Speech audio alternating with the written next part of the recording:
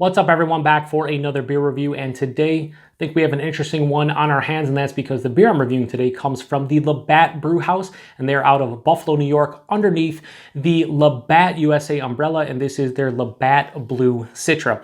So they're calling this a Hoppy Session Lager brewed with Citra and Mosaic hops. Comes in at 4.7% alcohol by volume, 30 IBUs at the time of review. This beer is just over 1 month old. So for those of you who just want to get right into the review, I'll post a timestamp in the description box. You can click on it. It'll go right to when the review is starting. For the rest of you, we have a bit of story time. I want to talk about Labatt Brewing Company, Labatt Brew House, and Labatt USA because some interesting stuff going on. So anyway, up until recently, I thought the Labatt Brewing Company and Labatt USA were pretty much the same company. Turns out they're not. So the Labatt Brewing Company is in Toronto, Ontario, Canada, and they're owned by AB InBev. However, Labatt USA is actually owned by a company called FIFCO USA, which was formerly known as North American Breweries.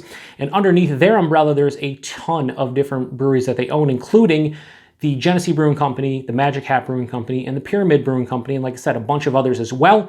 And they also have the exclusive rights to import and market all of Labatt's brands in the US. So late last year, they opened up the Labatt Brew House in downtown Buffalo, New York. And considering they own the Genesee Brewing Company and the Genesee Brew House, they kind of modeled the Labatt Brew House after the Genesee Brew House. And they wanted a flagship beer, so Labatt Blue Citra is kind of the flagship beer of not only Labatt USA, but the Labatt Brew House itself. In Western New York, marketing is strong right now. There's a bunch of commercials on TV about it. There's billboards up all over Western New York, kind of, touting Blue Citra. It just says Blue Citra. They kind of have the Labatt, the Labatt name just not prominent. It just says Blue Citra. And full disclosure, I've had this one before. I actually had this last Friday, and that's because I went to the Labatt Brew House for the first time ever. And it was quite nice, actually. It was actually a beautiful location. Well, it's a great location. It's right next to the KeyBank Center where the Buffalo Sabres play and, all the big events in downtown Buffalo happen. It's like right next door. And it's very akin and similar to the Genesee Brew House, which you kind of expect. On tap, they had 8 different house beers. I only got to try 7 of them. And that's because the New England style IPA kicked like an hour before I showed up, which was disappointing. The pale ale was absolutely, I would say phenomenal. It was a great beer. It was a great pale ale. I could drink a lot of that. Most of the beers were very well made. Some were better than others, but this one especially was just kind of lacking for me. I wasn't blown away by it. I wasn't wowed by it. It wasn't a terrible beer. That's the best way I could sum this up. It wasn't terrible, but again, I had it as part of a flight, and I was just like, you know what? I'm going to grab a can and I'm going to do a proper review because I'm kind of interested to see how this one is in a proper review setting. I will say one thing that's kind of weird about the Labatt Brew House is they have a tasting room in the front and they have a restaurant. Well, you can't bring beers from the tasting room into the restaurant and vice versa, and that's because the tasting room and the rest of the facility is owned by Labatt USA, while the restaurant is owned by the Pagulas. Terry and Kim Pagula, they own the Buffalo Sabres and the Buffalo Bills, so it's kind of weird that the restaurant part is kind of separated from the tasting room, even though they're right, literally you can walk from one to the other. It's kind of weird. The server in the tasting room was mentioning that. He also let me taste their Imperial Stout that they just put on, and it was pretty damn good. Anyway, on to the review about this beer. So like I said, Hoppy Session Lager, they're using Citra and Mosaic. Although it's called Labatt Blue Citra, they do use Mosaic as well. Bright hop aroma, crisp, clean finish, and I guess they're trying to bring in some of the craft beer drinkers, and it makes sense. It really does, especially with the brew house and whatnot. You can have people that don't think of Labatt as anything but macro. You go to the brew house, you can have some of their house beers. You could get this, and it might serve its purpose. I don't know if they're not really calling this an IPL. This is like a pale lager that's a little bit hop forward, but I don't know. Anyway, let's get it into a glass. Is this hashtag proper glassware? No, it is the Genesee Brew House pilot batch glass, but maybe proper glassware. I mean, they're both owned by the same company, so who knows? We'll turn around when we give this a pour. So as you can see, this honestly pours out kind of like you would expect, and that is a, it has some fine particulates in here, honestly. So it has like this golden color. It does have haze to it, and there is a lot of floaties, and they're very fine particulates. Has about 1.5 fingers of this bright white, creamy looking head. But wow, the pour I had on tap at the brew house, definitely I didn't look for particulates, but there is a lot of what I would assume to be hop sediment in this one. That's actually crazy. I don't know how it's going to show up on camera, but there's like a snow globe.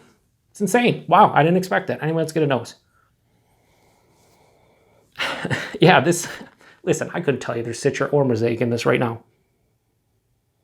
There is a little bit of a slight, actually there's a pretty decent like lager component to this one, slightly grainy, slightly sweet. More to like, I don't know if they're using Pilsner malt or whatever in here, you know, Labatt Blue Pilsner, really, not really, I don't know. But there's like this crackery malt component, a sweeter, like crackery, almost bready malt component with a little bit of graininess to it. There's ever so slight faint, like grapefruit and orange edges to this one. It honestly smells like a slightly hop-forward craft lager. If you've had a craft lager that, you know, like you go to somebody's brewery, and they're like, here's our Pilsner, but we're using Nelson Sauvin hops or something. That kind of has that characteristic to it, a slightly hop-forward, like Pilsner, or maybe even like a lagered Kolsch, something like that. There is a slight funkiness, lager funk, as so many people refer to. It doesn't smell bad. Here's the thing. It doesn't smell anything amazing. It just smells like a slightly hop-forward craft lager. Nothing wrong with that in the least, but it doesn't smell amazing or anything. Let's get a taste on it. Cheers, everybody.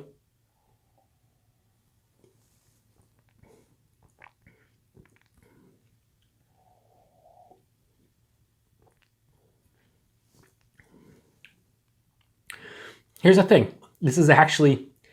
They say bright hop aroma, crisp, clean finish. Bright hop aroma, not really. This is just over a month old, so it's still relatively fresh. But it is very crisp and clean. Let's talk about the body for a second. 4.7%. Higher side of light body. It is light. I mean, it's under 5%. Very crisp. It's effervescent. Very clean finish. No lingering characteristics. Dries out on the palate extremely well.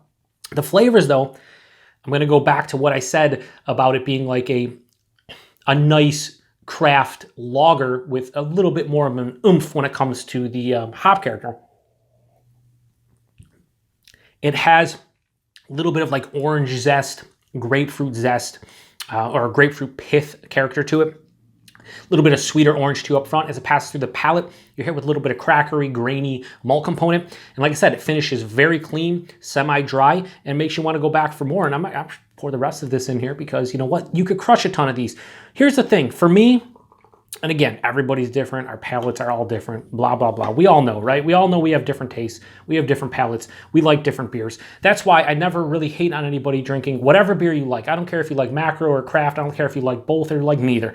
That's your taste, and that's how this world works. For me, if someone brought this to a, you know, we're going to sit down and watch the Sabres game, and they brought a 6-pack or 12-pack of this, I'd have no issue drinking this whatsoever, and I'd prefer this over Labatt Blue personally, because it has some flavor to it. It is very crisp and clean with flavor.